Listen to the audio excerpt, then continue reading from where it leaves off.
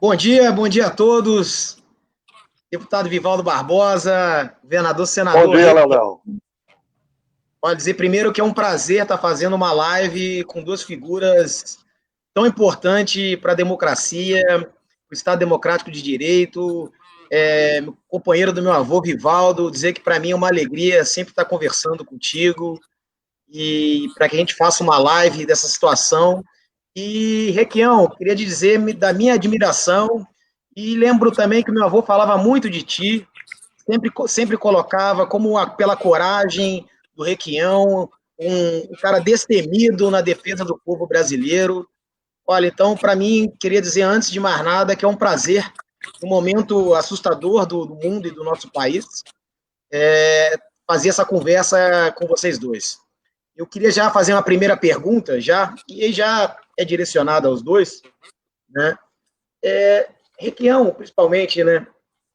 Eu queria colocar aqui, sabe que você que passou aí por diversas experiências, né, Requião, tanto no parlamento como fora do parlamento, né? Como é que tu vê essa situação criminosa de um governo do Jair Messias Bolsonaro, né, com todas essas contradições? Como é que vocês veem essa questão deste governo, né, que seria um desgoverno? Pode começar com o Requião, depois passo para o Vivaldo. O Leonel, o Bolsonaro é um desequilibrado. Ele é um tenente do Exército Brasileiro.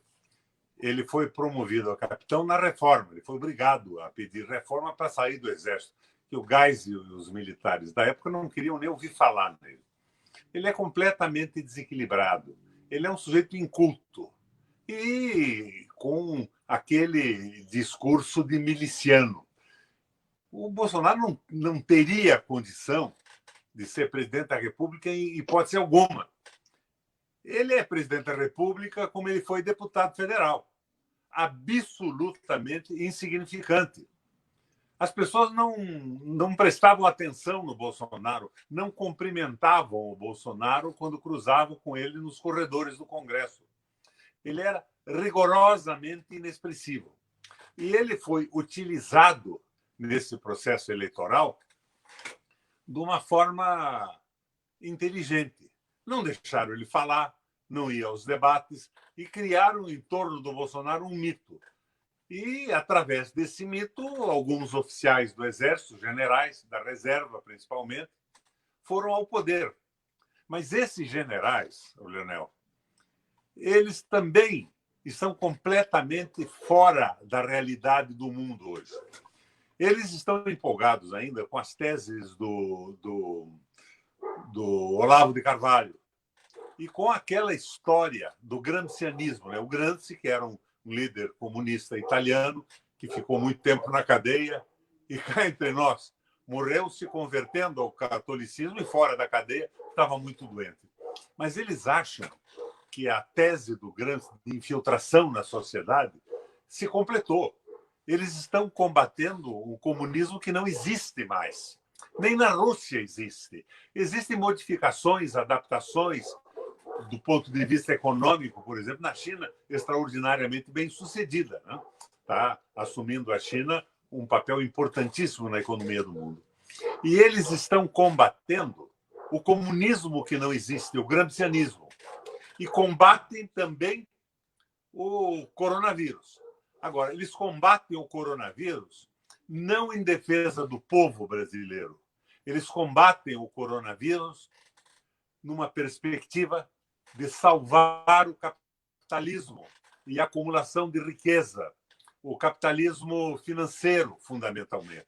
Então, os militares estão completamente fora da casinha. Eles não têm condição de entender o que está acontecendo no mundo e se submetem de uma maneira horrivelmente servil aos interesses americanos e ao Donald Trump, que é outro doido, né? O mundo hoje sabe que o Trump é completamente doido. Então, nós estamos com os militares tentando salvar o capitalismo financeiro e a acumulação de renda dos muito ricos e dos banqueiros, e os danos que esta política, por exemplo, de fim do isolamento venha causar com o povo brasileiro, para eles é dano colateral, porque o objetivo deles é salvar a acumulação de renda, o capital financeiro e o capitalismo que eles querem impor ao Brasil, nessa loucura de combater um comunismo que não existe mais.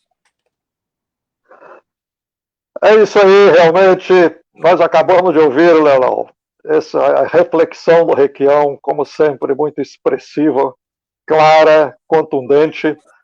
O Requião é uma das figuras mais fulgurantes da política brasileira dos últimos tempos, né? E, além de ser a figura de coragem cívica, ele tem a compreensão da nação, a compreensão do Brasil e a compreensão da prática da República. Por isso é que, parabéns, vereador Leonel Brizola, por você nos trazer aqui a presença do Requião, para ele nos falar e fazer essa reflexão lúcida que ele acaba de fazer. E também é uma alegria muito grande, vereador Leonel Brizola Neto, estar aqui com você, porque você é daquelas pessoas que acende esperança. Né? Nesse momento que nós estamos vivendo aí, você acende esperança, né, por ser quem é, né, pela juventude e pela garra, pela luta, pertinácia sua realmente que você desenvolve. O Requião realmente já nos descreveu bem este quadro aí. O que nós estamos assistindo, vereador Leonel Brizola Neto, é que o Bolsonaro, sem senso, sem compreensão da vida pública, sem compreensão do que é a República, sem compreensão dos deveres e das incumbências de uma presidência da República, está aí ultrapassando todos os limites. É que a República pressupõe, aliás, os grandes pensadores, né, Montesquieu, diversos outros, diziam que a República requer e impõe a virtude. A República tem que ter virtude. Ultrapassada a fase, né, do mandato divino, da inspiração divina para os governantes, era a República que tinha que ser possuída da virtude para guiar os governantes. Para isso, uma pessoa investida da função, ungida pelo povo para a presidência da República, ele tem que estar possuído da virtude de ser um estadista.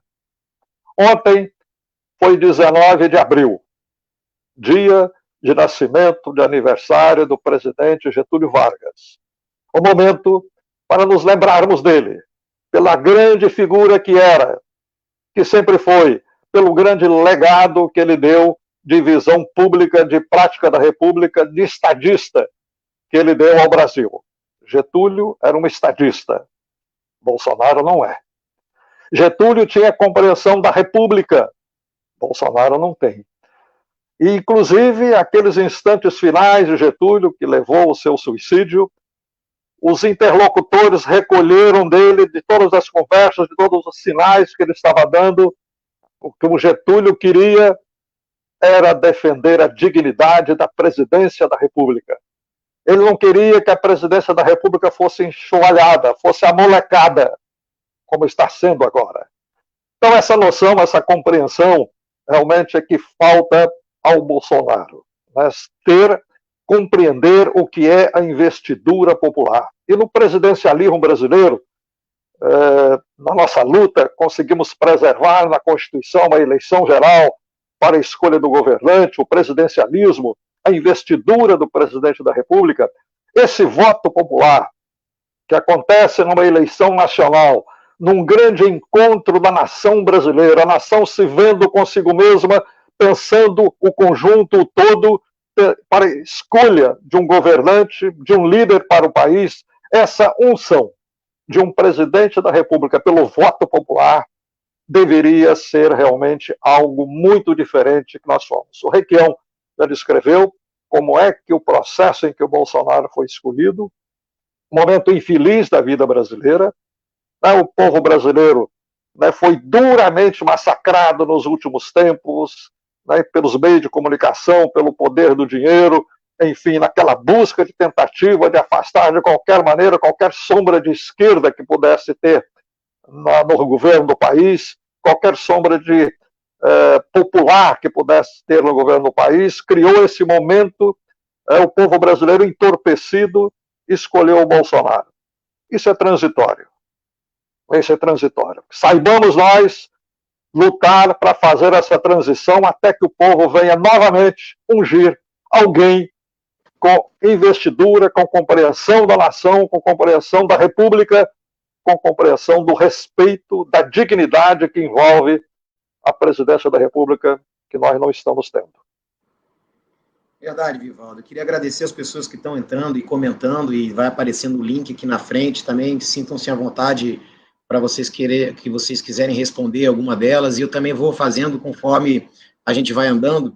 Mas eu queria ver o que apavora mais nesse governo para vocês, nesse governo desse Jair Messias Bolsonaro. Você vê manifestação ontem no Exército, pedindo a volta do AI-5, embora todos os cartazes tinham a mesma cor e a mesma letra, a mesma fonte, que me parece uma coisa muito programada, né? Eles não dão ponto sem nó, né, Requião? Então, o que te apavora mais nesse modelo econômico, essa exclusão social? Porque no Rio de Janeiro, a gente anda pela rua, cada vez aumenta mais a miséria. Aqui é uma coisa que é vertente, né? Então, ficar andando pela rua no Rio de Janeiro, você consegue ter o termômetro desse empobrecimento da população. E eu queria saber de vocês dois, o que lhe apavora mais deste governo criminoso, que eu diria assim, desse Jair Messias Bolsonaro, né? Requião. O que eu vejo é que esse coronavírus, essa pandemia, mais cedo ou mais tarde ela vai diminuir, vai acabar dificilmente, a não ser que consigamos, em algum lugar do mundo, desenvolver uma vacina, um remédio efetivo. Mas ela vai diminuir esse aspecto de pandemia, de contaminação em massa, vai acabar desaparecendo. E o Brasil só tem uma saída. A saída que nós temos para a nossa economia é a saída que teve a Alemanha em 30, com o Hjalmar Schacht, o economista que conduziu a Alemanha àquela época. É a saída do Franklin Delano Roosevelt com o New Deal, né, o novo pacto dos Estados Unidos, com o auxílio do Keynes, mas se suportando na retomada da economia alemã. É a saída que todos os países em recessão acabam optando, que é investimento pesado do Estado. E esses malucos estão apostando tudo num liberalismo econômico. Eles acham que o capital tem que dominar tudo. Isso não funciona assim. E eu li outro dia, o Vivaldo e Leonel, um artigo do professor José Luiz Fiore, do Rio Grande do Sul. E ele faz um prognóstico muito duro do pós-coronavírus, porque ele analisa que o capital financeiro e os muito ricos vão reagir de uma forma extremamente radical para a preservação da concentração de renda. E eles vão contar com a mídia, né? As Globos da vida, as televisões, praticamente todas elas na mesma linha do liberalismo econômico, e vão tentar se afirmar nessa política de concentração de renda e de domínio absoluto do capital. E, de repente, eu vejo companheiros respeitáveis por todos os títulos. Eu vejo, por exemplo, o Haddad, que foi um belíssimo ministro da Educação. Eu era presidente da Comissão de Educação do Senado à época. Ele foi brilhante no ministério, mas, de repente, ele propõe o Banco Central independente e muda o programa do PT durante a campanha eleitoral, propondo o Banco Central independente. Isso é a consolidação definitiva do domínio do capital financeiro. Não tem nenhum cabimento esse tipo de política. Parece que o pessoal está tentando, para conseguir uma espécie de licença para participar do processo eleitoral e chegar ao poder, licença do capital financeiro. Estão tentando ser simpáticos para o domínio do capital. Isso não vai em lugar algum. Você vê, o Lula foi um presidente porreta. A corrupção tomou conta do Brasil. Não sou eu que vou dizer o contrário disso. Eu não sou hipócrita. Tinha que acabar aquilo. Mas a Lava Jato veio para consolidar o domínio do capital contra as políticas sociais. O Lula botou Meirelles na Fazenda. Qual é a diferença, Vivaldo, do Meirelles e do Guedes? É uma diferença de velocidade. O Guedes tem mais pressa que o Meirelles, mas é exatamente a mesma coisa. Então, nós precisamos pensar no pós-coronavírus, com uma frente política ampla, mas não tão ampla que incorpore o César Maia. Veja bem, o pessoal está louvando o César Maia e ele botou em votação a carteira verde e amarela, que termina o massacre do trabalhador jovem.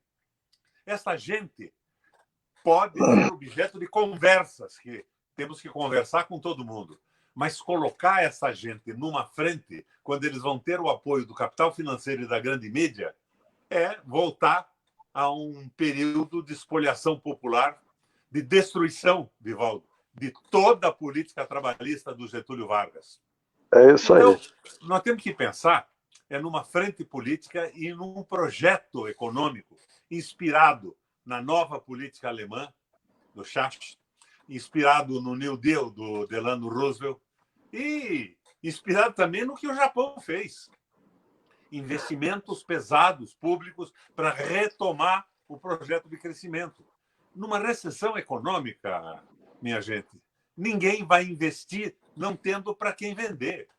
Não existindo salário, não existindo capacidade de compra da população, quem vai investir alguma coisa? Só pode investir quem não tem a preocupação com lucro, que investe em políticas sociais e políticas de desenvolvimento da infraestrutura. É o Estado que tem que retomar isso, mas não vai retomar com Guedes, não vai retomar com Mourão. Hoje, pela manhã, eu abri a internet e vi uma suposta entrevista do Braga Neto com algumas jornalistas em que ele fala que não vai haver intervenção militar no Brasil, mas que se o povo quiser, o exército está aí, chamado pelo povo, o exército toma conta. Uma conversa mole. O que eu vi atrás dessa conversa mole? Ele está dizendo no texto, é uma voz efeminada demais e um texto muito medíocre para ser do general Braga Neto. Em homenagem ao general Braga Neto, eu acho que aquilo é logicamente um fake. Mas ele diz que o Mourão exterminaria a esquerda e os comunistas, e ele louva o Bolsonaro de uma forma fantástica. Significa o quê? Eles estão com medo da queda do Bolsonaro, do impeachment. Eles querem evitar isso de qualquer maneira. O que o Bolsonaro quer, nesse momento, é o AI-5. AI-5, o poder na mão dele, não na mão dos militares. Mas na mão dos militares, esses generais da reserva e alguns da ativa que estão mandando no Brasil hoje, nós vamos muito mal, porque eles não estão preocupados com o povo brasileiro, com o trabalhador e com o nosso projeto nacional. Né? Os objetivos nacionais permanentes previstos na Constituição não são deles. Eles estão trabalhando a favor do capital internacional e tem general brasileiro no comando do Exército Sul norte-americano, no vice-comando, obedecendo a hierarquia do Exército norte-americano. Então, nós estamos num momento muito difícil. E eu sinto pesadamente isso, Leonel, porque eu conheci alguns militares, eu sou milico da reserva, eu fiz CPOR. Eu conheci gente muito boa, cabeças muito boas, mas, de repente, eu vejo o general Heleno, eu tinha uma expectativa no Heleno, quando ele se insurgiu contra as medidas tomadas na Raposa Serra do Sol, tenho que admitir que ele tinha alguma razão. Como se colocava aquela reserva inicialmente, ela podia ser dominada mais cedo ou mais tarde por interesses econômicos estrangeiros e, com apoio da Organização das Nações Unidas, se descolar do Brasil, em função do seu potencial de reservas naturais. Então, aquela crítica dele tinha algum fundamento.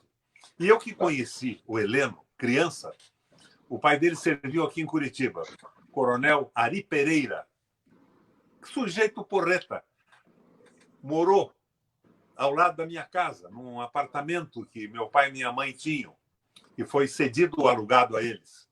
E o Ari era o meu herói de menino. O Ari, às 6, 7 horas da tarde, pegava a gente ali da região, ia comer um cachorro-quente no centro da cidade, e era um cara extraordinariamente positivo, nos ensinava educação física. E eu conheci o Augusto Heleno, a gente chamava de Gugu naquela época, e eu imaginava que ele seria parecido com o pai. Eu esqueci que ele tinha sido ajudante de ordens do Frota na tentativa de golpe e tudo isso. Mas, de repente, ele sai com essa história de Olavo de Carvalho. É demais. Então, nós estamos em mãos muito desinformadas. O nível desse generalato é sofrível, é horrível. Qual é a saída que nós temos? Eu acho que a saída seria o impeachment do Bolsonaro. E todo esse áudio, supostamente do Braga Neto, é para nos deixar com medo do Mourão. Não tenho nenhum apreço pelo Mourão. Eu assisti na internet as suas conferências anteriores, é de uma estupidez de raciocínio abissal. Mas o Bolsonaro realmente não dá mais. Agora, por que querem derrubar o Bolsonaro? O Maia é o Guedes. O Maia é o apoio do Guedes no Congresso Nacional. E eles não gostam do Bolsonaro porque ele se veste mal, ele não sabe sentar à mesa e é completamente fora da casinha. Ele é um estúpido. Então, afasta o Bolsonaro, mas mantém essa política toda. O Maia botou a carteira verde e amarela em votação. E alguém quer dizer que o Maia é aliado, eu passo a elogiar o Maia. É um absurdo total. Então, o que eu acho? Nós precisamos de uma frente popular ampla, mas não tão ampla que esta direita e os serviçais da direita, os factótons da direita, os intermediários da direita participem. Tem que ser popular, tem que ter vinculação com a população. Agora, o Exército Brasileiro.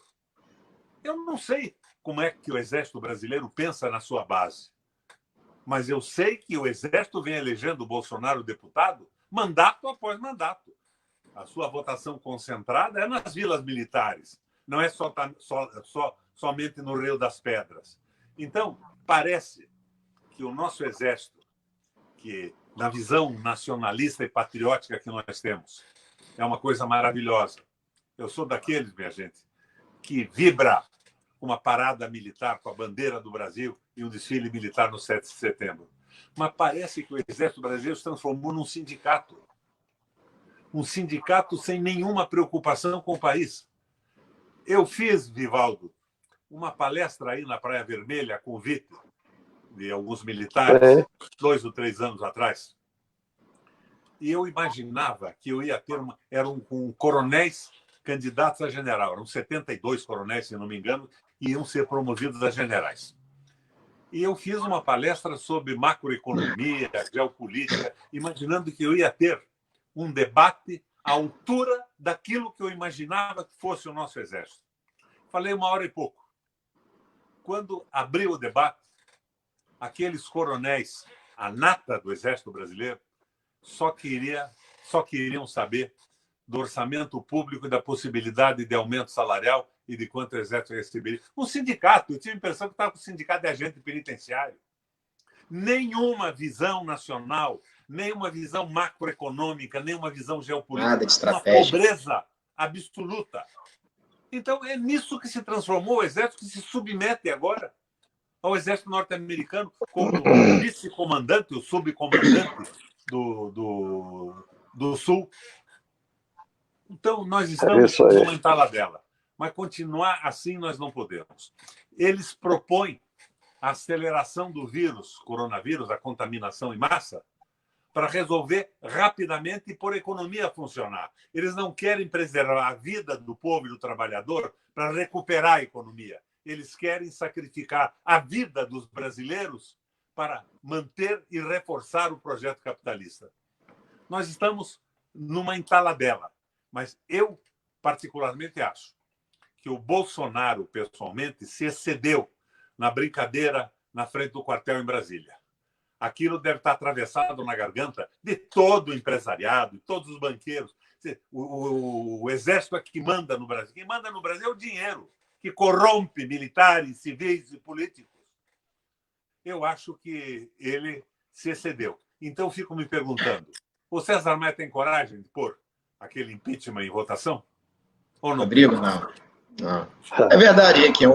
Vivaldo, antes de eu passar a palavra, justamente o que o Requião está falando, você não acha que há, Vivaldo, não há uma coerência perversa no discurso do Jair Bolsonaro e que contrapõe a vida e o lucro? E depois eu passo diretamente ao Requião. Não, sem dúvida. Né?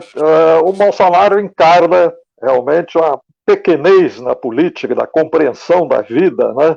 E essas atitudes dele em relação ao enfrentamento agora do coronavírus, essa doença mundial, né, é tão distante de qualquer parte do mundo, porque a compreensão dele das coisas é muito pequena, é muito rasteira. Né? Ele não tem compreensão realmente da vida social, da sociedade, das manifestações populares, da democracia, ele é muito pequeno. Nós estamos, o vereador e senador Requião, nós estamos, né, com duas linhas políticas no Brasil aí desde que Bolsonaro assumiu. Uma é a dele, essa pequenez, né, enxovalhando a vida pública, fazendo essas maluquices, essas brincadeiras grosseiras de mau gosto, procurando divertir aí o povo brasileiro, enquanto a linha política econômica fundamental, que o senador Requião descreveu aí, é conduzida pelo Guedes dentro do Congresso Nacional, com apoio do Rodrigo Maia, com apoio do Davi Alcolumbre, dos senadores, da maioria dos senadores, do DEM, do PSDB, enfim, desses partidos todos, desse chamado Centrão, né, que é essa porcaria da política brasileira aí. Enfim, o Congresso Nacional e o Guedes e o Ministério da Fazenda, na sua estrutura, Banco Central, BNDES, Caixa Econômica, Banco do Brasil, Petrobras, estão conduzindo a política neoliberal no Brasil aos estertores. Né? Então, essas duas linhas políticas é que estão dominando aí. Muita gente se ilude que o feio, o patinho feio, o Bolsonaro, é o que tem que ser combatido. Claro que ele tem que ser combatido, mas tem que ser combatido também esta política econômica e quem está executando essa política econômica. O Requião colocou o dedo aí. A aliança do Guedes com o Maia, com o Alcolumbre, com o Congresso Nacional, é que dá sustentação à evolução e à continuidade desse projeto econômico tão danoso, que começou lá com Joaquim Levy. A política econômica no Brasil, a partir de 2015, ainda, infelizmente, no governo Dilma, que a levou à sua queda, com Joaquim Levy, depois com Meirelles e com Guedes, é uma linha de continuidade. É a mesma linha. E que agora o Guedes executa essa linha aí de maneira mais desabrida, né? Ele é banqueiro também, está ligado mais direto aos grupos econômicos e bafejado por trás aí por essa pequenez da política do Bolsonaro, por esses empresários de baixo nível que estão aí com o Bolsonaro, bancaram a campanha dele, estão bancando essa produção de rede social intensa e imensa que está por aí, essa produção das mentiras, né, desses vídeos mentirosos aí, enfim. Esse grupo é que está conduzindo a política econômica do Brasil. E o Requião tem razão. Nós temos que ter, no Brasil, a competência política para combater os dois. Evitar a continuidade desta política econômica que está aí. Porque apenas a retirada do Bolsonaro fortalece a execução dessa política econômica, dá mais coesão e os ajuda a estar melhor no processo eleitoral. Não há dúvida que na República e no presidencialismo há só uma salvação. É a eleição. É o povo decidindo o seu destino. Daí temos uma data marcada para isso. Daqui a 2 anos já vamos estar em campanha. Nós temos que nos preparar para isto, para a retirada do Bolsonaro e desse modelo econômico, dessa turma toda, desses generais todos que o Requião descreveu aí, que estão dando sustentação a tudo isso aí. Nós temos que retirar essa turma toda no processo eleitoral. Senão, porque se eles agora passam o poder para o vice, o Mourão com mais habilidade, general, mais escolado, aglutina mais força, reúne esse pessoal todo, recompõe isso tudo que o Bolsonaro está destruindo, esse conservadorismo, esse projeto conservador, e nós vamos chegar nas eleições de 2022 piores do que estamos agora. A chance agora, com o desgaste que o Bolsonaro está tendo e com essa destruição que o Bolsonaro está fazendo da composição do conservadorismo no Brasil, vai nos permitir, nas eleições, mudar efetivamente a política econômica e não apenas retirando de cena as besteiras do Bolsonaro. Requião, deixa eu fazer uma pergunta. O coronavírus ele é praticamente um assassinato social da população. E o latifúndio é um dos principais fatores patogênicos na nossa sociedade brasileira, ou seja, a comida como commodities. Isso foi uma questão colocada no país.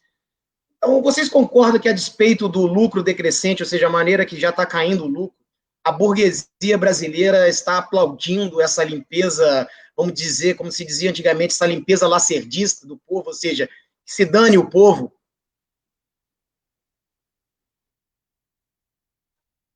Olá, agora som, entrou. O meu som entra e sai. Acho que tem alguns problemas no app.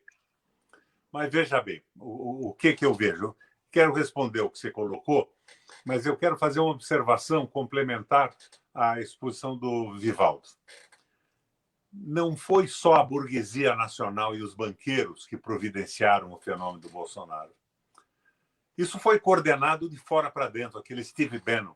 Se lembra, Vivaldo? Sim. O Bolsonaro foi tomar banho de assento no Rio Jordão? Isso aí. Levado pelo pastor Everaldo. Porque, de certa forma, isso estava agregado a esse sionismo de extrema-direita que tomou conta de Israel. O Netanyahu, né? Ele veio sendo preparado lá de baixo, criando uma figura mítica, que culminou com aquela história da facada. Eu tenho dúvidas pesadas hoje, não tinha ontem, em relação à facada. O novo ministro da Saúde, que o Bolsonaro, numa entrevista à CNN ontem, 3 vezes chamou de Rubens, que é o Nelson Teixe, foi o oncologista que operou a facada, a suposta facada do Bolsonaro. Então, nós temos uma articulação com as igrejas neopentecostais. Essas igrejas, de certa forma, são um sucedâneo da visão sionista. E veja, não vou me enquadrar na boçalidade do antissemitismo. Aliás, já fiz o meu protesto no Twitter com essa história de chamar o Rubens Teixe, o Nelson Teixe, de judeu. Ele, por acaso, é judeu, ele é um imbecil. Podia ser judeu, italiano, alemão, podia ter qualquer origem étnica, seria imbecil do mesmo jeito. E o pessoal tenta misturar isso, um judeu, criando uma brecha para o antisionismo. Isto também não é palatável para o meu gosto. Eu lembro sempre um livro do Campos de Carvalho, vocês devem ter lido, eu li na minha época de universidade, o Púcaro Búlgaro. E lá pelas tantas, o Campos de Carvalho dizia o seguinte: só há uma verdade absoluta. Todo racista é um filho da puta. Nós não podemos descambar para uma campanha antissemítica porque um imbecil, que por acaso é judeu, podia ser de qualquer outra origem étnica, está no Ministério da Saúde prestando serviços a esses malucos do capitalismo liberal. Eu acho que isso é importante. Agora, isso veio organizado de fora para dentro, com o apoio da grande mídia, da Globo principalmente, mas das outras também, SBT, Record, Bandeirantes, todos jogando mais ou menos o mesmo jogo, o jogo do capitalismo financeiro. Então, nós vamos ter que conseguir uma elevação do nível de consciência. Eu vi uma crítica do Mujica ao seu governo. Ele disse que ele transformou o povo uruguaio em consumidor, melhorou o nível de consumo, mas não melhorou o nível de consciência. Aqui também. Nós deixamos de fazer política, de esclarecer. Aí eu vejo aqui o Leonel. O Leonel é neto do Brizola. Por que eu estou nesse jogo com envolvimento com isso, que abandonei minha vida empresarial, abandonei tudo para fazer política? Hoje eu sou um aposentado do INSS, que ganha R$ 2.700 por mês. E outro dia o Supremo acabou com uma verba de representação de ex-governadores. Então, eu vivo hoje com R$ 2.700 por mês. Mas eu venho de uma família que briga as brigas e as lutas populares há muito tempo. O meu trisavô foi o lugar-tenente do Frei Caneca na Revolução do Equador. O meu bisavô, Justiniano de Melo e Silva, fundou o primeiro partido operário socialista do Brasil.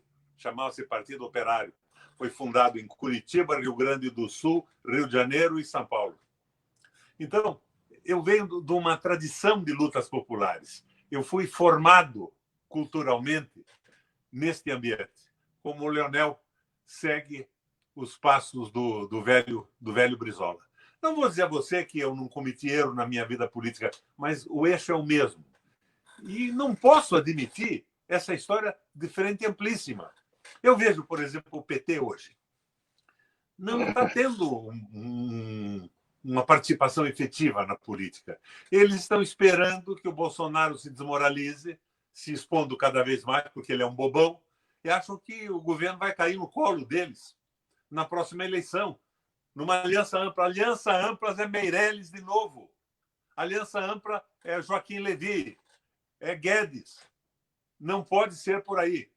Vamos pensar numa aliança ampla de setores populares, nacionalistas, brasileiros, patrióticos, que não cedam e não negociem as mudanças. E que mudança, Vivaldo? Na linha do Guerreiro Ramos. Nós não podemos pensar numa mudança abrupta da política econômica brasileira, porque ela não vai ser digerida pela população, porque ela vai mexer em muita coisa, vai provocar muita crise. O que o Guerreiro Ramos dizia? A mudança, se a gente chega com o governo popular, tem que ser por etapas. E ela tem que ir se transformando de quantidade em qualidade. Vai mudando política, criando as políticas sociais, e ao longo do tempo você vai construindo o sonho trabalhista, o sonho socialista, mas sem a visão abrupta. Eu cito sempre uma anedota aristotélica,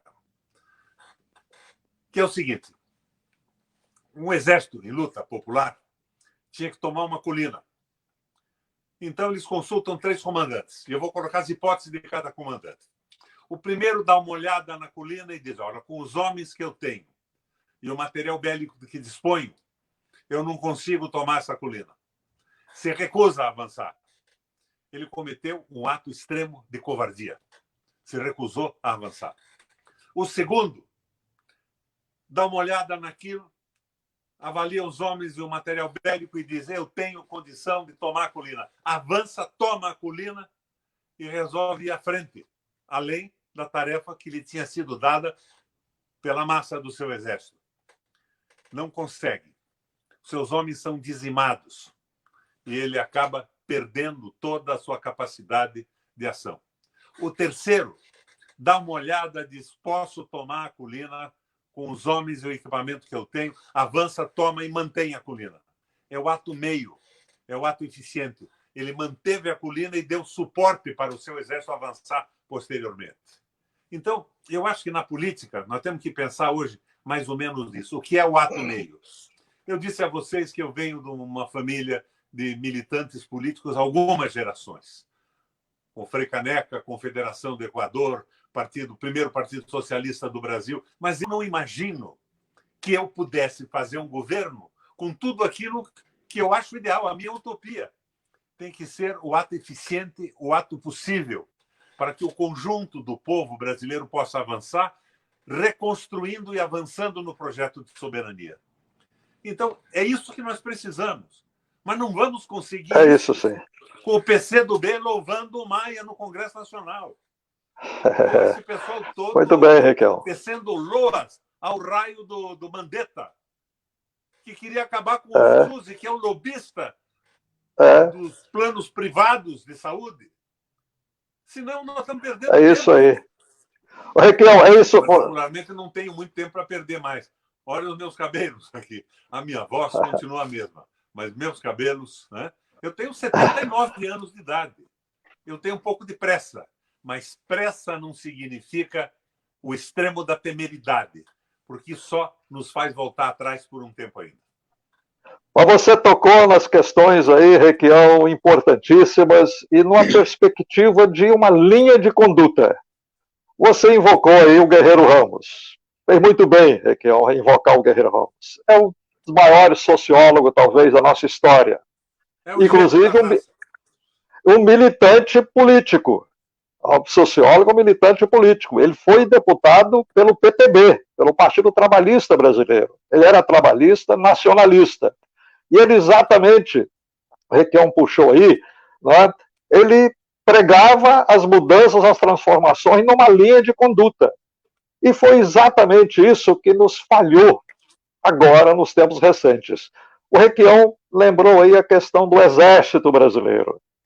Olha, os governos de esquerda que tivemos, parece que esqueceram das Forças Armadas, como instituição, como instrumento, né, da participação nacional, da compreensão do Brasil e do avanço da sustentação da República. Segundo aí as orientações, eles escolhiam os seus chefes, os comandantes, pelo almanaque. E chegou ao ponto de nomear, de promover a general de 4 estrelas, o vice-presidente Mourão, a nomeá-lo comandante do Sul, um homem com a cabeça dele e com o papel da política que ele está tendo.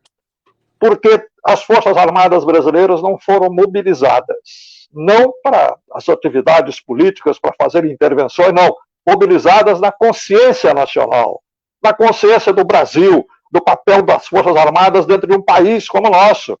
O Exército Brasileiro, a Marinha, a Aeronáutica são questões importantíssimas na nossa sustentação como povo, como país, como nação. Tem que ser conduzidas nesse sentido.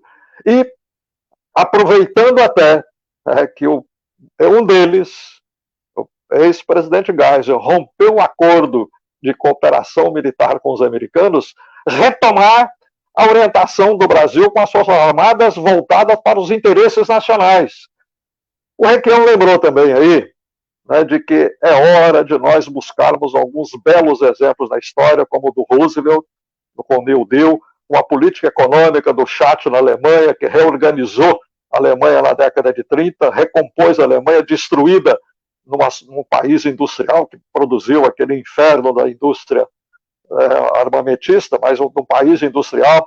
E também, nós devemos lembrar no mesmo tom, Requião, o getulismo, a Revolução de 30, o trabalhismo, que enfrentou a crise de 29, colocou o país no trilho, construiu uma nação, partiu para a industrialização do Brasil, para a distribuição da renda, dentro de uma concepção de projeto nacional. Recompôs o Estado brasileiro, reorganizou a economia, a capacidade do Estado brasileiro com poder para enfrentar os grupos econômicos nacionais e internacionais. O que o Guerreiro Ramos propõe é exatamente isso, a gente ter uma linha de conduta, uma linha mestra, e vamos evoluindo na maneira que nós vamos conscientizando, preparando, mobilizando o povo brasileiro para os grandes avanços, para estar preparado para os avanços, ter força política para sustentar os avanços. Veja aí o que aconteceu na Venezuela. O Chávez fez isso. Pode ter cometido erros aqui e ali, mas fez isso, mobilizou as Forças Armadas, mobilizou o povo, tanto assim que está lá sustentando até hoje. Até hoje a Venezuela está de pé, apesar de tudo que os americanos fazem para derrubar e ter acesso ao petróleo da Venezuela, estratégico para os Estados Unidos, que deveria ser estratégico para o Brasil. O petróleo da Venezuela é importante demais para o Brasil, porque está aqui pertinho.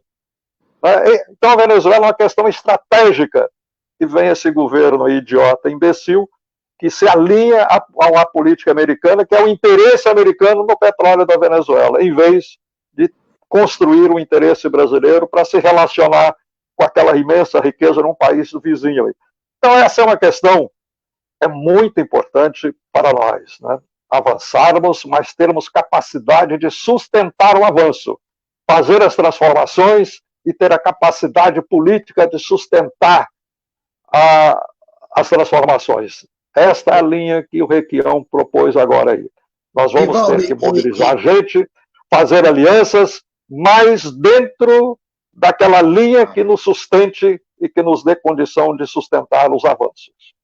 Bom, Requião e Vivaldo, já que vocês tocaram nessa questão energética também, e como a pandemia ela não é só um fenômeno biológico, ela é principalmente também um fenômeno sociopolítico, lógico que a gente não pode negligenciar as medidas emergenciais, mas é preciso as causas estruturais da crise do coronavírus.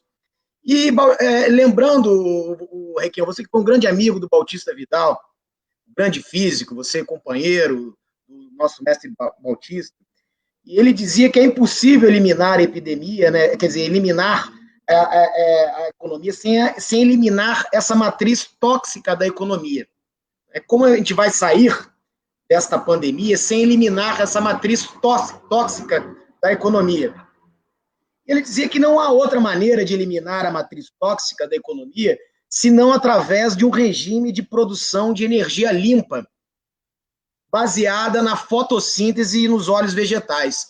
Queria que vocês falassem um pouquinho sobre também o Bautista e sobre essa mudança da matriz energética, tendo visto que a gente tem essa riqueza dos trópicos, claro, há um claro bloqueio agora no momento do petróleo, onde as refinarias estão cheias, há um excesso de petróleo, o petróleo está caindo, o barril. Como é que vocês veem diante desse fato, lembrando aí, Requião, você era um grande amigo, companheiro do Bautista Vidal, e esse grande físico, pai do álcool no Brasil. Batista era realmente um companheiraço. Ele aqui em Curitiba, ele teve um infarto e ficou na minha casa aqui durante 1 mês ou 2 meses, depois da gente ter levado ele para o hospital do Constantino, aqui, colocamos alguns estentes e tudo isso. Era um amigão. Mas você me puxa um gancho que eu não quero perder. Eu li outro dia um depoimento do Jim Carter, ex-presidente dos Estados Unidos. Então, ele mostra por que a China... E veja bem, eu não sou adepto do regime chinês. Eu acho pesado demais, embora seja o regime de um povo que tem 1,5 bilhão de habitantes. É difícil pensar num processo democrático tradicional no meio de uma população dessa, com as suas carências e a própria dificuldade de comunicação. Mas veja, o Jimmy Carter diz que a China praticamente alcança ou passa os Estados Unidos, porque durante os últimos 30 anos, a China não se meteu em guerra alguma. Ela investiu todo o dinheiro que conseguiu na infraestrutura do país, na infraestrutura significada por trens-balas, cidades inteiras novas construídas, e ciência, tecnologia, enquanto os Estados Unidos seguiu um projeto de dominação do mundo, levando a guerras em todos os lugares e gastou 300 trilhões de dólares com o exército para tomar conta do mundo. Tomar conta do quê? De toda a capacidade de produção de energia e de combustíveis. O golpe no Brasil, e Bolsonaro e tudo isso que veio na sequência, foi dado para nos tomarem a Petrobras. Sem sombra de dúvida, foi para nos tirarem o domínio do petróleo e a possibilidade do crescimento. Então, nós estamos nesse impasse. Os Estados Unidos está na mesma tese de dominação do mundo. O que é que os Estados Unidos têm? Por exemplo, nos últimos anos, o nível de renda dos mais ricos nos Estados Unidos subiu 420%. Agora, 50% da população mais pobre ficou mais ou menos no mesmo nível. E patrimonialmente perdeu 30%. Por isso que você está vendo a pandemia avançar nos Estados Unidos. Não existe sistema público de saúde. É um sistema privado. Eu vejo aí que um exame de coronavírus e um check-up, a moeda brasileira de hoje, custa R$43 mil. E nós temos o bendito SUS, com 1000 defeitos, tão difamado, mas o melhor sistema que existe no mundo hoje. Então, essa questão do coronavírus vai ser superada de uma forma ou de outra. E eu estou há mais de 30 dias recluso na minha casa para não me contaminar e evitar a contaminação de outros. É a grande saída, é diminuir a velocidade da propagação do vírus para que os nossos hospitais tenham capacidade de atendimento das pessoas que foram infectadas. A reclusão não cura ninguém, mas ela diminui a velocidade da pandemia e possibilita que a nossa estrutura hospitalar venha a dar conta disso. Nós vamos diminuir essa reclusão, esse isolamento, sim, mas na medida em que a curva de contaminação diminuir também. Antes não. Antes não, de maneira nenhuma como pretende esse Bolsonaro e esses militares defendendo o capitalismo e a concentração de renda. Então, eu acho que nós temos que pensar em reestruturar essas coisas. O nosso exército brasileiro, é claro que eu gostaria de ter um exército porreta, bem armado, capaz de intervenção na defesa do território nacional e tudo isso. A minha formação é essa, posso até estar errado, mas é a visão que eu tenho. Mas com esses generais e este comando, nós não iremos a lugar algum.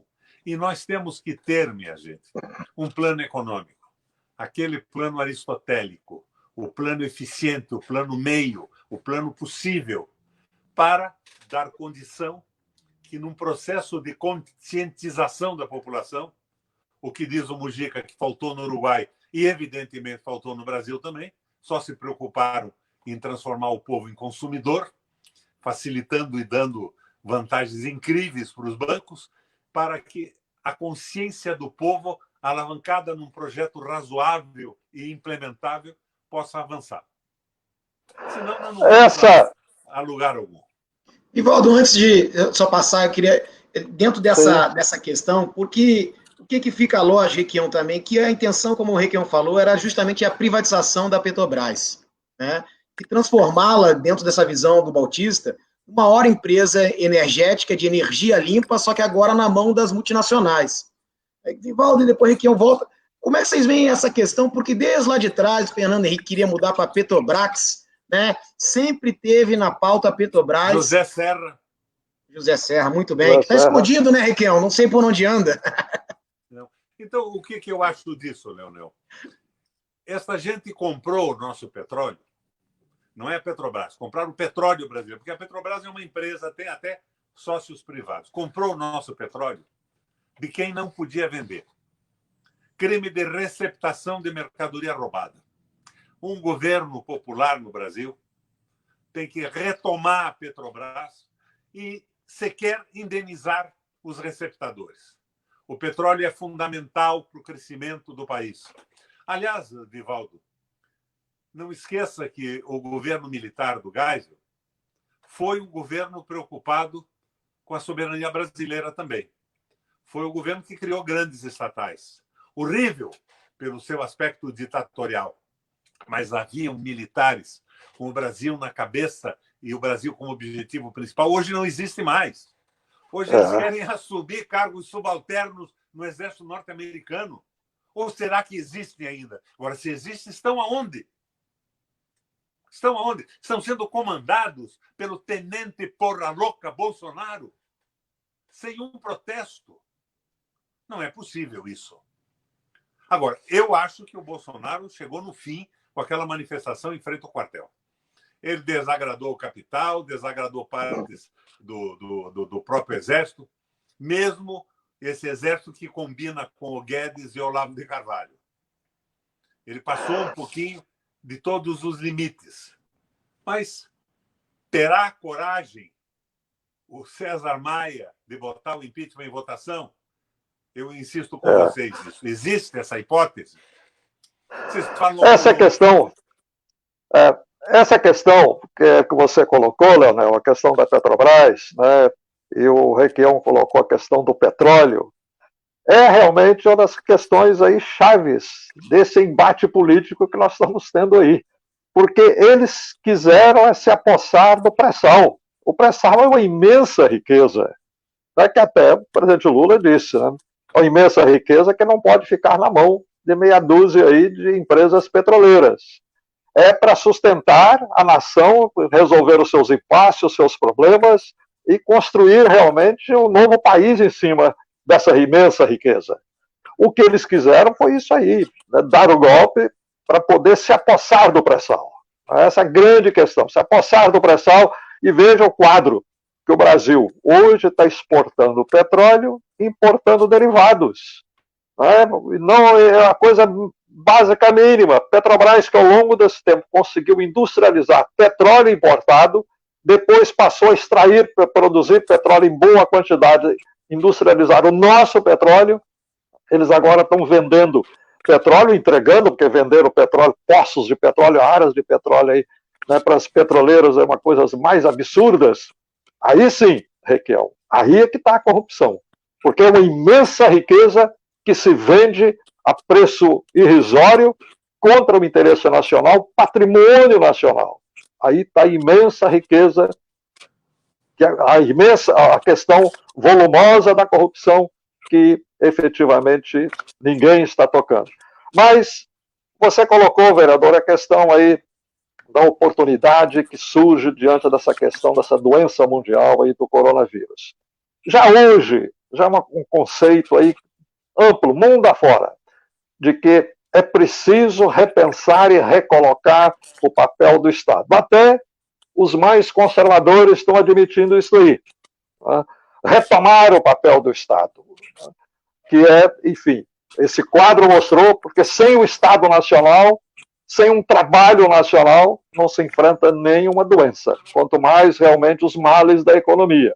Como é possível enfrentar os males da economia diante de uma expoliação, né, que vem aí do colonialismo da Europa, que se apossou da América do Sul, da América Latina, das Américas, se possou da África todo.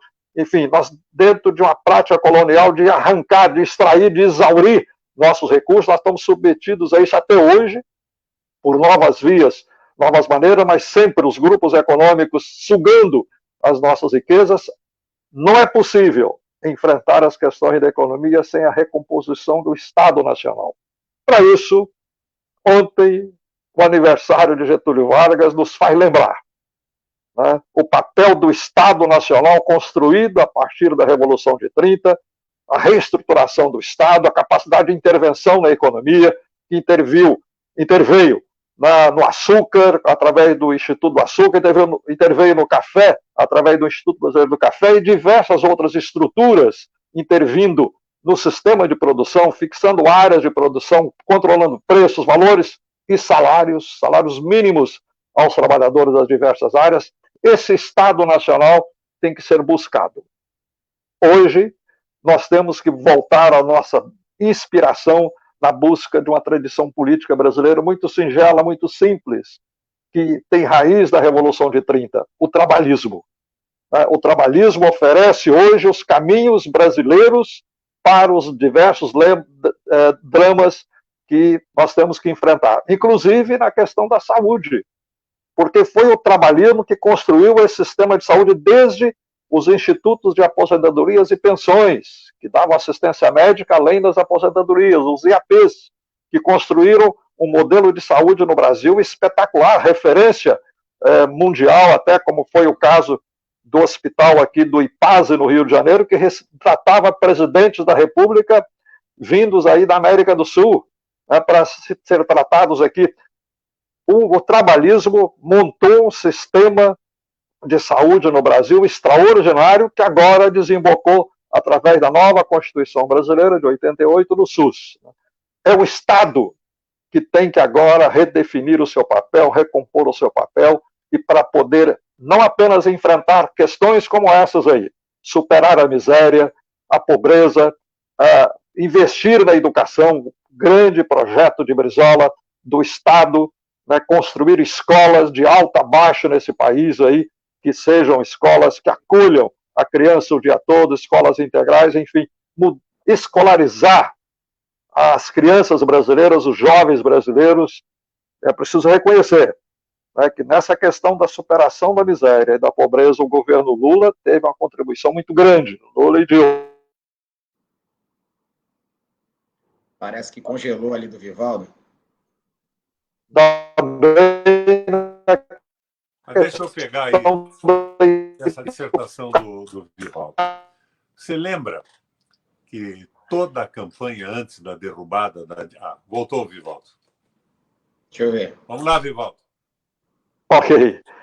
Isso, deu uma baixada. Voltamos sim.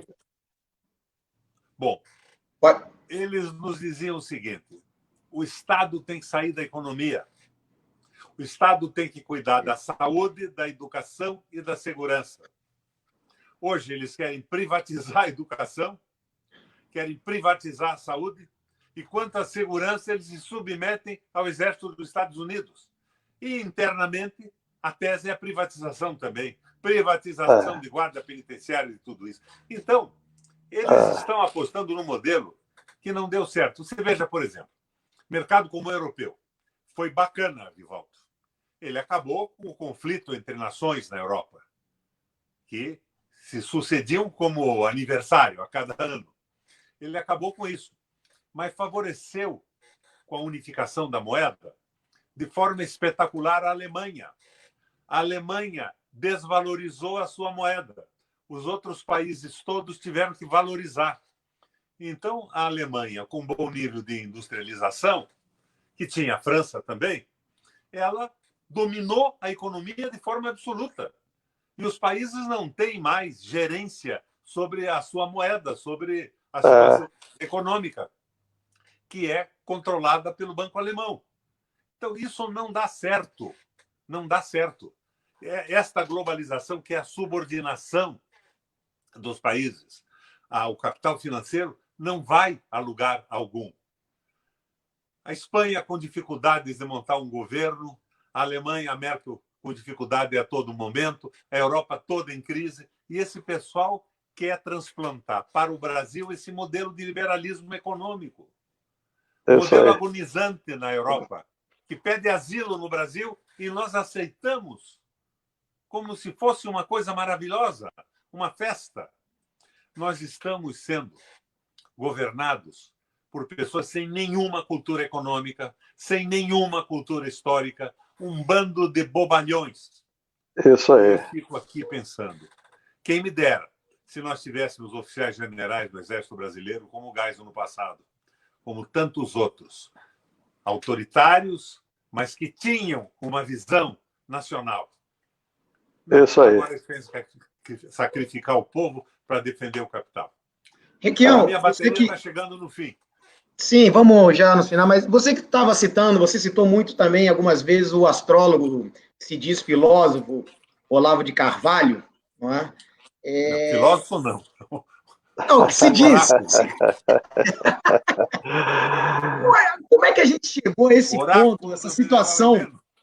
Mas essa situação educacional e cultural, onde um desvairado como esse, Olavo, consegue fazer a cabeça da população e das Forças Armadas, como você estava colocando.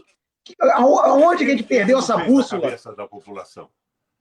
Ele, na verdade, foi um dos instrumentos de doutrinação da cabeça vazia de oficiais generais do Exército Brasileiro. Será que são todos assim, Leonel? São todos assim, Vivaldo? Nós não temos uma oficialidade pensante, só temos idiotas. Ou são saudosistas do Silvio Frota? E caiu o Miquel. É uma coisa incrível aí. Enquanto recuperamos aí, Leonel, o contato com o Requião, eu queria te propor a resposta aí. Apple X. Mas eu queria te propor, Leonel. A pergunta que eu faço, nós não temos inteligência mais no Exército Brasileiro? Pois é. A nível de considerar a Terra plana? Não, é realmente... Agora, eu queria, Leonel, você disse que já estamos aproximando aí. Você disse que já estamos aproximando do fim. Eu queria propor um tema realmente aí a você e ao Requião. O Requião mencionou essa manifestação de ontem, que o Bolsonaro esteve lá. Realmente é incrível. O discurso do Bolsonaro ligado aos cartazes, aos gritos que estavam ali, é uma coisa horrorosa. É uma coisa horrorosa. Né? Então, o Requião tem razão. O Bolsonaro transpôs uma linha, será que ele tem retorno? Né? Mas eu queria exatamente propor, por que o Bolsonaro está assumindo isso, está fazendo isso? Ele está numa linha de defesa dele ou na linha de ataque? Ele está procurando dar um golpe, como o Requião também lembrou no começo. Ele pode estar querendo fabricar um AI-5 aí. Ele está querendo dar um golpe ou está se defendendo aí de um golpe? Porque há em andamento visível, Bolsonaro certamente já viu isso aí, já sabe disso, e ele já declarou isso, há uma articulação desse setor conservador, do conservadorismo, no sentido de se preparar melhor para a continuidade deles nas eleições, se preparar para as eleições de 22 de uma maneira melhor do que sob a liderança do Bolsonaro, querem afastar o Bolsonaro para passar o poder ao Mourão. O Mourão teria condição de unir essa gente toda, TV Globo, meios de comunicação, o empresariado, os grupos econômicos, os militares, enfim, unir para que o conservadorismo possa disputar a eleição do ano que vem. Então, eu queria, o Bolsonaro, nessas atitudes dele, está se defendendo para segurar a presidência e não passar para o Mourão, ou ele está no ataque procurando dar um golpe? Requião, pode falar. Olá. Não escutei nada da intervenção do Vivaldo. Chegou sem som aqui. Agora você está ouvindo, Requião? Não. Não está ouvindo. Sem som, Vivaldo. Tu me escuta então, Requião? Ele dizia, na verdade, essa atitude do Bolsonaro foi mais um ataque ou uma defesa por ele estar acuado, como você mesmo colocou, Requião, que ele queria um AI-5, essas manifestações passaram do limite, mas qual foi a tática do Bolsonaro ali naquele episódio? É um ataque dele, porque sabe que de repente ele está tutelado já pelo Exército, será que não o Braga Neto é quem manda de fato?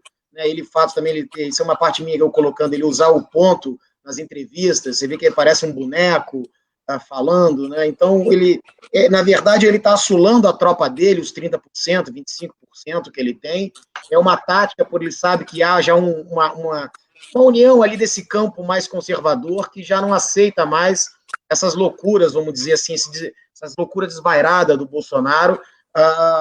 O capital também tem limite, né? Ele não pode... ele precisa ter a legitimidade para poder fazer a destruição dos direitos trabalhistas, para poder promover a carteira verde e amarela, que é uma total destruição da CLT por vez.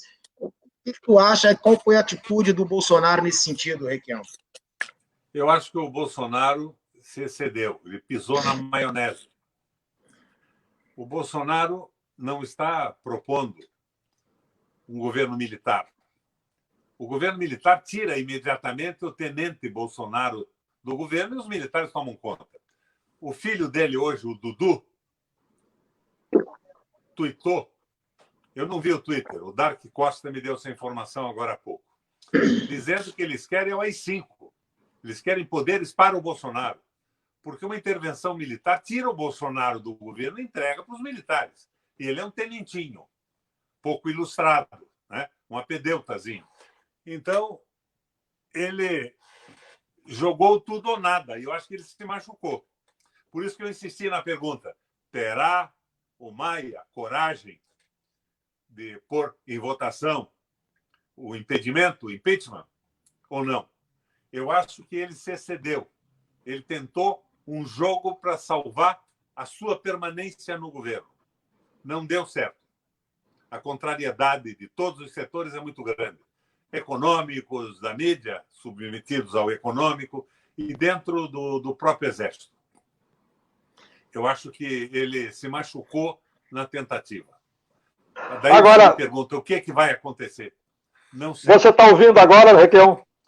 Requião está ouvindo agora? Sem som. Ah, tá. Ok. Tá bom. Pois é, que eu estou falando da mídia. Eu fico uma coisa que é engraçada, a gente fica vendo essa mídia brasileira agora, se comportando de forma humanista. O que está por trás dessa mídia? Essa mídia também que endossou, vamos dizer assim, Bolsonaro é fruto de uma telenovela da Rede Globo, né? Agora ela se arrependeu. O que você acha, Requião e Vivaldo? Vou passar um para cada um. Olha, a mídia efetiva. Não se comunica comigo mais, está bloqueado. Mas estou te ouvindo, Requião, para mim é o suficiente. Eu estou te ouvindo, para mim é o suficiente, é o melhor. Mas a mídia, efetivamente, né, é parte desse esquema que foi montado aí nos últimos anos no Brasil. Foi utilizado para o massacre em cima do governo Lula, mas que resistiu, conseguiu se reeleger, conseguiu eleger a Dilma, e a Dilma foi reeleita. Então isso já é uma grande vitória, foi uma grande conquista em cima do massacre que a mídia teve, né? Mas é evidente que os interesses da mídia aí são variados, né? E também há certos setores da mídia mais refinados, Há setores mais avacalhados, como, né, o Silvio Santos, como o pastor aí da Igreja Universal, enfim, esse setor da Record, da mídia aí, mais avacalhados, eles se embarcaram com Bolsonaro. Mas o setor mais sofisticado, que é a Rede Globo e outros setores e grandes jornais, esses setores não se embarcam com Bolsonaro. Então, eles estão incomodados, muito incomodados, de que o Bolsonaro está avacalhando a estratégia deles, está avacalhando a estratégia do conservadorismo. E aí, eles agora estão trabalhando para enfim, a substituição do Bolsonaro pelo Mourão. Eu aí pediria a você, Leonel, que indagasse o Requião, porque você consegue ser ouvido por ele, qual é o comportamento, a estratégia da esquerda, das forças nacionais e populares, diante dessa ideia de um impeachment do Bolsonaro, que o Maia poderá encabeçar, para passar o poder ao Mourão. Qual a estratégia que a esquerda deveria ter, o nacionalismo deveria ter nessa hora? Vou fazer. Requião, escuta, Requião. Sim.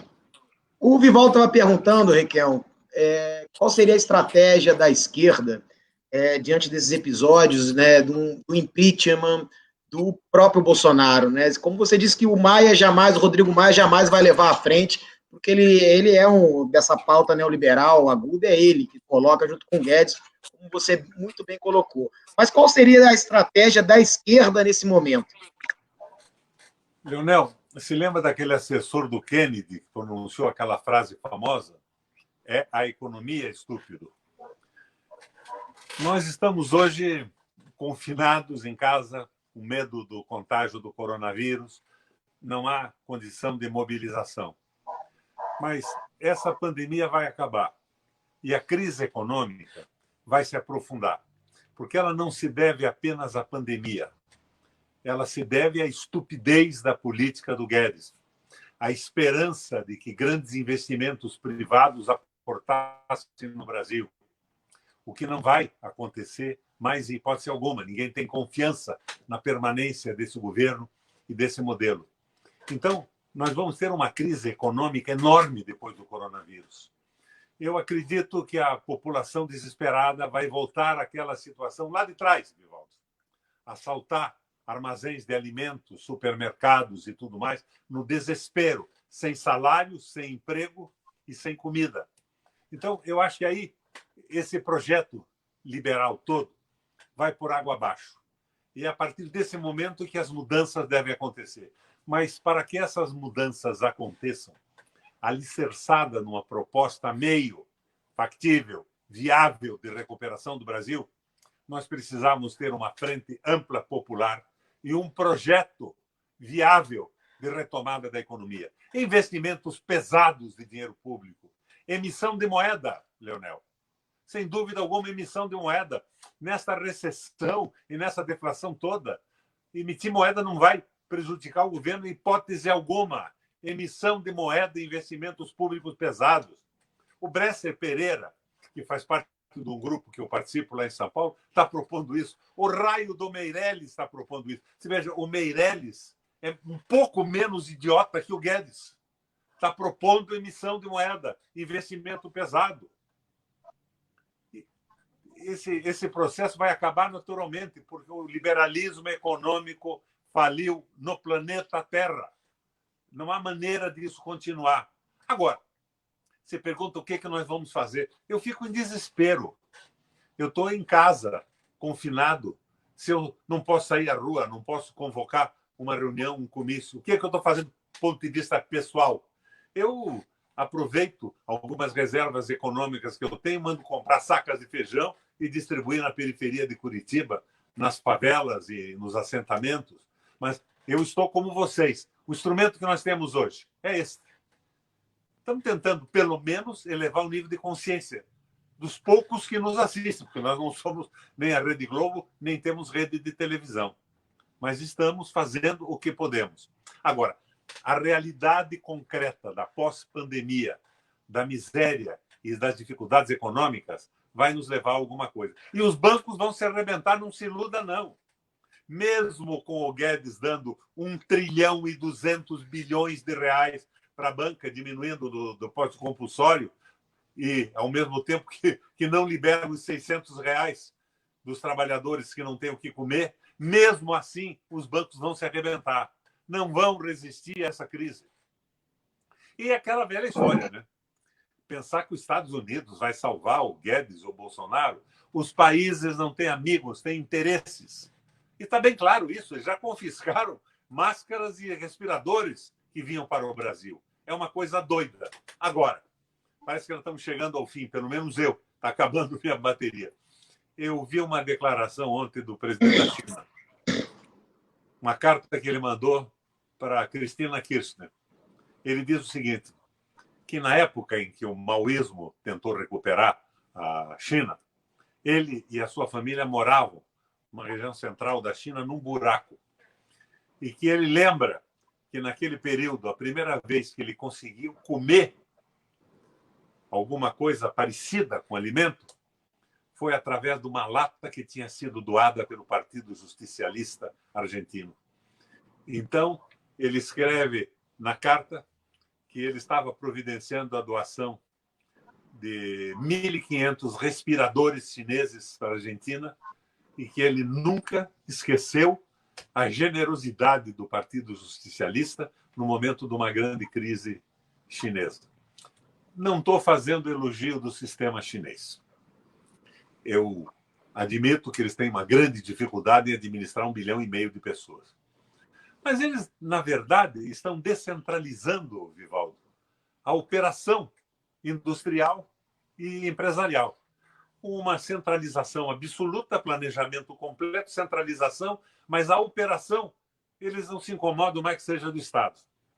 Eu, na juventude, li uns textos do Lenin, como vocês devem ter lido. Na nossa época, todos líamos tudo, né? Do Lenin e de tudo que se apresentava.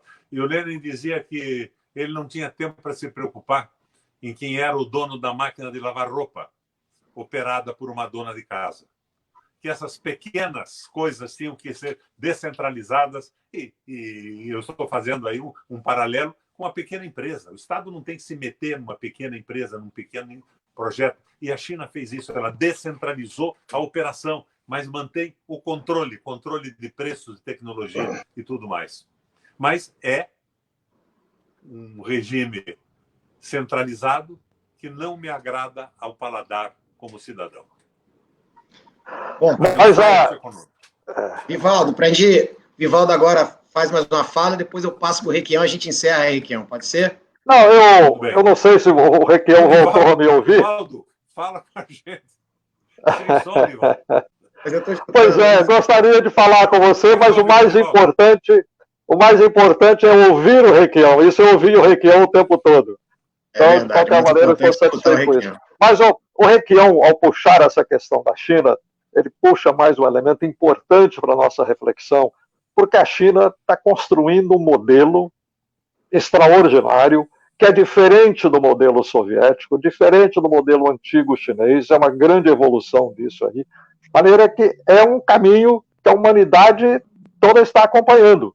E você veja, Leonel, né, que não é apenas a China que enfrentou bem a questão do coronavírus, né, isso já é consciência mundial, mas Cuba enfrentou bem a questão do coronavírus. A Venezuela, tão detratada, né, tão atacada, enfrentou bem a questão do coronavírus. A Argentina, agora, para dar um exemplo extraordinário de como enfrentar a questão do coronavírus. Então, os países que têm uma consciência de que a República tem que atuar na defesa do interesse da nação, em que a República se integra com a nação, expressa os interesses da nação, dão um melhor resultado para o povo. Essa nova concepção que essa questão da pandemia do coronavírus está trazendo, do papel do Estado Nacional, é que vai, sem dúvida alguma, marcar o debate político daqui para frente. E a China é um grande exemplo nisso. A China está construindo um modelo que nós podemos nos inspirar muito no que está acontecendo na China. Cuba está sendo um exemplo, a Argentina está sendo um grande exemplo nisso aí. Então, esse novo debate político do papel do Estado a que nós devemos nos debruçar. Aliás, outro dia, uma entrevista aí, num debate, o presidente Lula disse que tem insistido para dentro do PT de que o PT tem que ver no Estado o papel que ele deve ter nesse momento atual. E o PT falhou nisso, né? Não compreendeu bem o papel do Estado. Agora, o papel do Estado é uma grande bússola na definição de um projeto político. E o trabalhismo, Leonel, oferece o melhor exemplo praticado no Brasil. Né? O trabalhismo oferece isso aí. Né? Oferece caminhos, práticas que nós já tivemos, que deram certo no Brasil, e um caminho brasileiro. Né? O trabalhismo é o caminho brasileiro para o progresso, para o desenvolvimento e para o bem-estar do povo brasileiro. Requião, para finalizar, dizendo já, chegamos aqui ao final, dizer que está uma alegria, tem muita gente comentando desse debate enriquecedor nesse momento atual. Eu queria fazer uma comparação histórica, Requião, e também a gente pode até voltar à questão, mas uma comparação histórica, o que sucedeu contigo? Você também foi vítima aí no Paraná de certas ratazanas, não é verdade? Foi vítima de certas ratazanas. Você nem imagina do que eu fui vítima. Pois é. E eu comparo... Depois do resultado que eu perdi... Isso. E eu comparo um pouco... Eu tenho o laudo dessa pesquisa aqui. Era do comitê deles, da direita, do PSDB, dessa gente toda, que saíam os fakes. Diziam que eu estava aposentado com R$450 mil por mês, que eu batia na minha mulher. Se alguém apanha aqui em casa, sou eu, não é minha mulher. Mas não é. É uma verdadeira demolição de imagem através do WhatsApp. E gastaram milhões com isso. E muita gente acredita nessas coisas ainda. Você veja, na última eleição para o Senado, nas vésperas, 2, 3 dias antes, no meu trekking, eu estava com 55%. O Ibope e o Datafolha me davam como o senador mais votado proporcionalmente do Brasil. Em 2 ou 3 dias eu perdi a eleição para 2 personalidades do ponto de vista político absolutamente insignificantes. Um milionário, dono do Universidade Positivo, parece que vendeu essa universidade por 1 bilhão e 600 milhões para um grupo paulista, e o Arnes, que não tem opinião sobre nada. Eu perdi em 2 dias a eleição. Fui bombardeado, dinamitado, mas eu poderia dizer não, houve uma manipulação do sistema eletrônico. Não houve, porque o que aconteceu comigo aqui aconteceu com outras pessoas em outros estados brasileiros. Foi realmente uma virada de opinião pública. E essas viradas ocorrem, Leonel. Eu me elegi prefeito.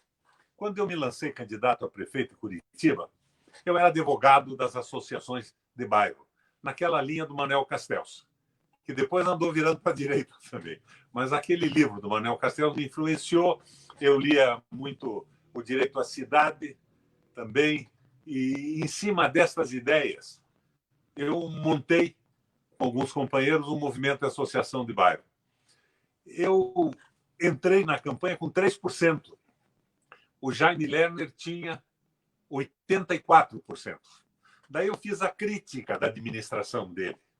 Administração elitizada, algumas coisas positivas do ponto de vista do mobiliário urbano e tudo mais. E ganhei a eleição para surpresa de todo mundo. Foi também uma virada dessas. Eu acho que está faltando, é o que o Mujica chamou atenção nessa última entrevista dele na Europa. Consciência política. Eu sinto uma falta tremenda de ter um respaldo com consciência daquilo que eu proponho. Eu fui governador 3 vezes no Paraná. Toda terça-feira, eu fazia no auditório do Museu Oscar Niemeyer uma reunião do governo do Estado. Todos os secretários estavam lá. Em cada reunião, um secretário expunha o que estava fazendo. Eu queria dar unidade ao governo. Queria que todo mundo soubesse o que estava acontecendo.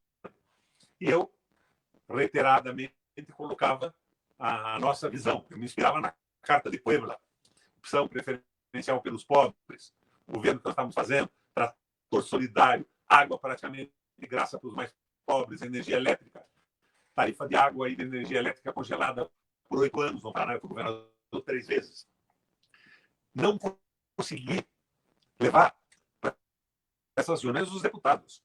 Os deputados, na fisiologia absoluta, só apareciam na reunião se tinha alguma verba para distribuir para a sua base, a sua prefeitura. O cheque para o prefeito. Não queriam saber o que o governo estava fazendo ou não. Queriam garantir a sua reeleição e naquele processo de corrupção conhecido no Brasil, que é de dirigir para um empreiteiro que ajudava na campanha política de alguns. Outros não, ajudar por bolso mesmo. Né?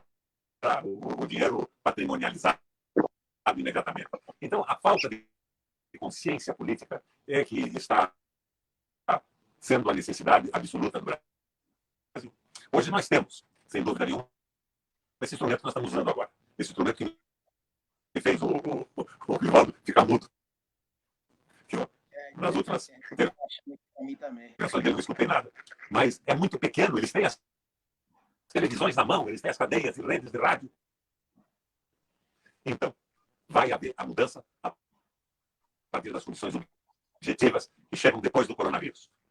É a economia do estúpido, dizia o assessor do Kennedy.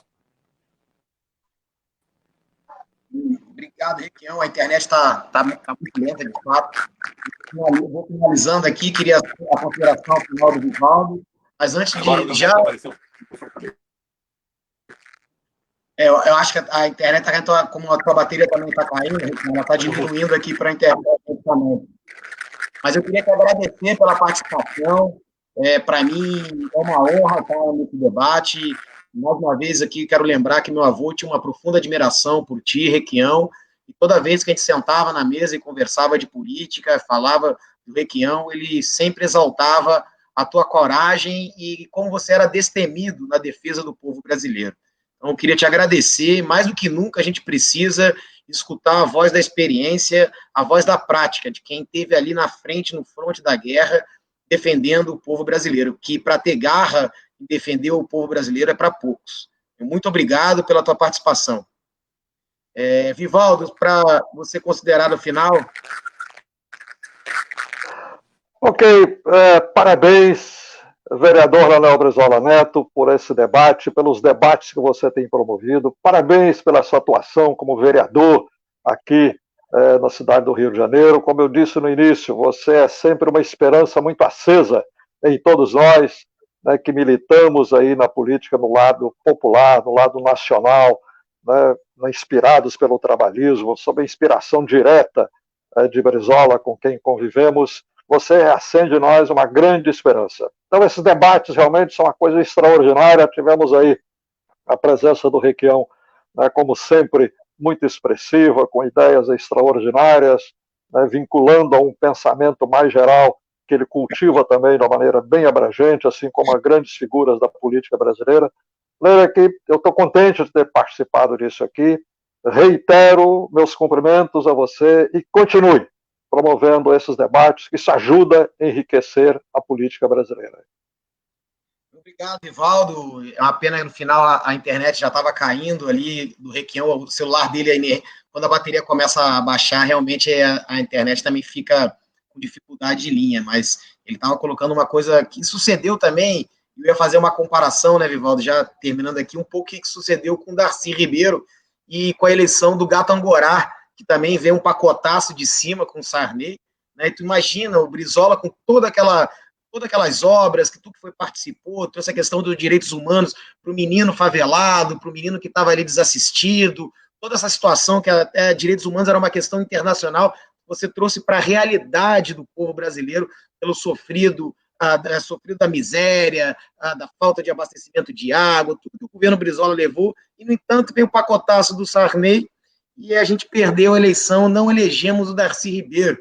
Essa era a comparação que eu estava tentando fazer. Como é que o Paraná não elege o Requião e elege uma porcaria de um ratinho, com esse nome, né? Você tem a mediocridade em que estamos estabelecidos, né? Porque, às vezes, a história se repete de forma trágica, né? Ou como farsa, que é o que a gente está vivendo agora. Mas, Vivaldo, para mim é uma honra sempre estar nesse diálogo. Vamos fazer outros debates. Queria te agradecer também por toda a participação, viu, Vivaldo? Obrigado. Ok, Leonel, só porque você puxou a questão do Darcy aí, é preciso dizer o comportamento das esquerdas daquele período De um lado, setores da esquerda dentro da campanha do Moreira Franco. Pode pensar partidos de esquerda trabalhando favorável ao Moreira Franco contra Darcy Ribeiro, e de outro lado, o Gabeira fazendo campanha de ataque ao Darcy Ribeiro pela esquerda, e na época que ele se dizia de esquerda, que hoje ninguém mais vê isso, né? E ele estava infantilidade. O problema dele no mundo do que resolver o problema do mundo, né? Pois é, a infantilidade de setores da esquerda na vida brasileira, que esperamos que não se repita mais. Muito obrigado, Vivaldo, Requião, que já saiu, a todos aqui participantes, um grande abraço, uma excelente tarde aí. Tchau, tchau. Tchau, um grande abraço.